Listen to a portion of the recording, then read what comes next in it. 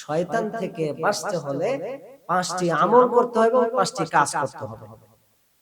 1 number, ইখলাসের সঙ্গে কাজ করা এবং সঠিক নিয়ত করা। ইন্নামাল আমালু বিন্নিয়াত, নিয়তের উপর নির্ভর করা এবং ইখলাসের উপর থাকা। 2 নাম্বার, খাবারের শুরুতে বিসমিল্লাহি আলা বারাকাতিল্লাহ, বিসমিল্লাহি আলা বারাকাতিল্লাহ এটা বলতে হবে। বিসমিল্লাহ বলে আমরা খাবার শুরু করব, এর মধ্যে বরকত হবে, শয়তান আমাকে কোনোদিন ধোঁকা দিতে পারবে না। এবং খাবারের মাঝে মাঝে যে আমরা দোয়াগুলো করি, এই দোয়াগুলো খাবারের শেষে আমাকে দোয়া পড়তে হবে, যে দোয়াটা পড়ি আমরা, আল্লাহুম্মা আত'ইমান আত'আমানি আসকিমান সাকানি, এই দোয়া পড়া। আমাদেরকে এই দোয়াগুলো পড়তে হবে। খাবারের শেষে এই দোয়াগুলো পড়লে শয়তান আমাকে খাবারের ভিতরে ধোঁকা দিতে পারবে। খাবারের ভিতর রাইস, ইট ইন রাইস, যখন আমি খাবার খাবো তখন আমাকে ধোঁকা দিবে, কিন্তু শয়তানকে ধোঁকা দিতে পারে আমাকে, কিন্তু তখন আমাকে সাথে সাথে আমাকে খেয়াল করতে হবে যে খাবারের শুরুতে আমাকে বিসমিল্লাহ বলতে হবে। যদি আমি বিসমিল্লাহ বলি তাহলে শয়তান আমাকে ধোঁকা দিতে পারবে না। তৃতীয় নাম্বারটি হলো, ঘরে যখন প্রবেশ করব তখন প্রবেশের সময় বিসমিল্লাহ বলে প্রবেশ করা। যখন অন্য ঘরে প্রবেশ করব, নিজ ঘরে যখন প্রবেশ করব, তখন আমরা যেন বিসমিল্লাহ বলে প্রবেশ করব এবং সালাম দেব। ঘরে যদি মানুষ না থাকে তারপরেও আমরা সালাম দেব। কেন? ঘরে অনেক ফেরেশতারাও থাকতে পারে, ফেরেশতারা সালামের উত্তর নিতে পারে। এবং আমরা ঘরে প্রবেশ করলে বিসমিল্লাহ বলে এবং বিসমিল্লাহ বলে আবার বের হব। চতুর্থ নাম্বার, বাথরুমে যখন প্রবেশ করব, ভাই এখানে কিন্তু শয়তান আমন্ত্রণ করে বেশি। এখানে কিন্তু আমাকে শয়তান বারবার আমন্ত্রণ করে, শয়তান কিন্তু বারবার আমাকে ধোঁকা দিতে থাকে। যখন আমরা বাথরুমে প্রবেশ করব তখন আমরা একটাই কাজ করব, সব কাজের শুরুতে আমরা ডান দিক থেকে কাজ করি, কিন্তু একটা জিনিসের ক্ষেত্রে আমাদেরকে বাম দিক থেকে কাজ করতে হবে। কি ভাই বলেন কিনা? একটা জিনিসের ক্ষেত্রে আমাদেরকে বাম দিক থেকে কাজ করতে হবে। সেটা হলো, যখন আমরা বাথরুমে টয়লেটে প্রবেশ করব তখন আমরা বাম পা দিয়ে প্রবেশ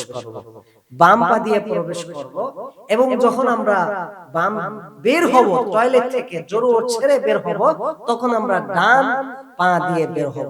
আমাদেরকে এই কাজগুলো যখন আমরা টয়লেটে যখন আমরা প্রবেশ করব, কিন্তু টয়লেটের আগে যখন আমরা এই কাজগুলো যখন নিয়মমাফিক ভাবে করব, কিন্তু নিয়মমাফিক ভাবে করার কারণে ওই টয়লেটের ভিতরে কিন্তু জিন শয়তান থাকে, অনেক শয়তান থাকে ওখানে, জিন শয়তান কিন্তু আমন্ত্রণ করে, আপনাকে ধোঁকা দেবে, আপনাকে কুমন্ত্রণা দেবে, আপনাকে অনেক কিছু ওখানে করে ফেলতে পারবে। কিন্তু ওই জিনকে ওখানে জিন অবস্থান করে, সবসময় জিন অবস্থান, ওখানে খারাপ জিন অবস্থান করে, কিন্তু ওখানে শয়তান সবসময় থাকে টয়লেটে, খারাপ শয়তান সবসময় থাকে ওই টয়লেটে।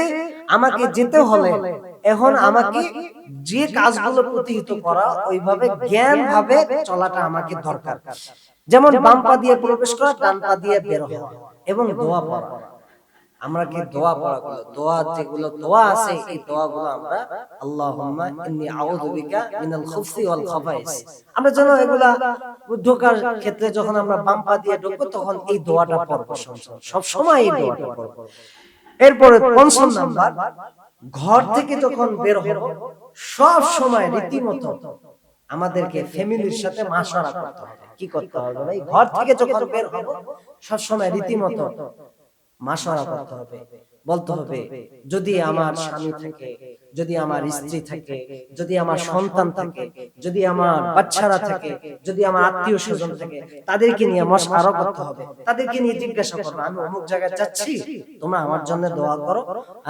আমি অমুক জায়গায় যাচ্ছি এবং অমুক জায়গা থেকে আসবো, কতক্ষণ জানি না, দোয়া করো আল্লাহ যেন আমাদেরকে সহি সালামতে আমাকে ঘরে আনার তৌফিক দান করে।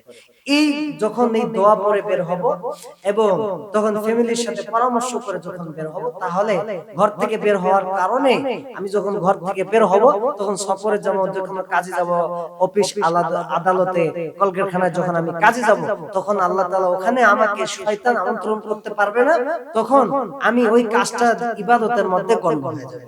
আমরা এই আমল যেন সব সময় করতে পারি, এই আমলগুলো যেন সব সময় করতে পারি। পাঁচটি আমল আমরা শয়তান থেকে বাঁচতে হলে ভাই পাঁচটি আমল যথারীতি করতে হবে। কয়টি আমল? শয়তান থেকে বাঁচতে হলে পাঁচটি আমল যথারীতিভাবে করতে হবে। এক নাম্বার ইখলাসের সাথে কাজ করা। দ্বিতীয় নাম্বার খাবারের শুরুতে বিসমিল্লাহ বলা। তৃতীয় নাম্বার ঘরে প্রবেশের সময় বিসমিল্লাহ পড়া। চতুর্থ নাম্বার বাথরুমে প্রবেশ করার সময় বাম পা দিয়ে প্রবেশ করা এবং ডান পা দিয়ে বের হওয়া এবং আগে পরে দোয়া পড়া। পঞ্চম নাম্বার এবং ফ্যামিলির সাথে মাশওয়ারা করে ঘর থেকে বের হওয়া, তাওয়াক্কুল করে বের হওয়া। আল্লাহ যেন আমাদেরকে এই আমলগুলো এবং মৃত্যুর আগ পর্যন্ত করা তৌফিক দান করুন। আমিন।